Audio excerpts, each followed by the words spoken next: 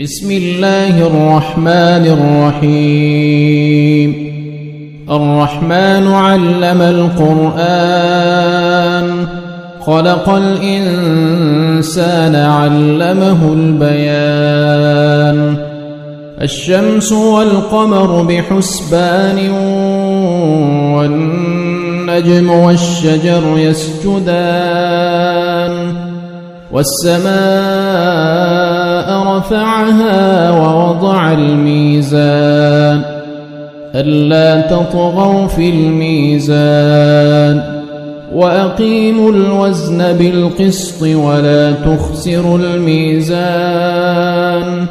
والأرض وضعها للأنام، فيها فاكهة والنخل ذات الأكمام، والحب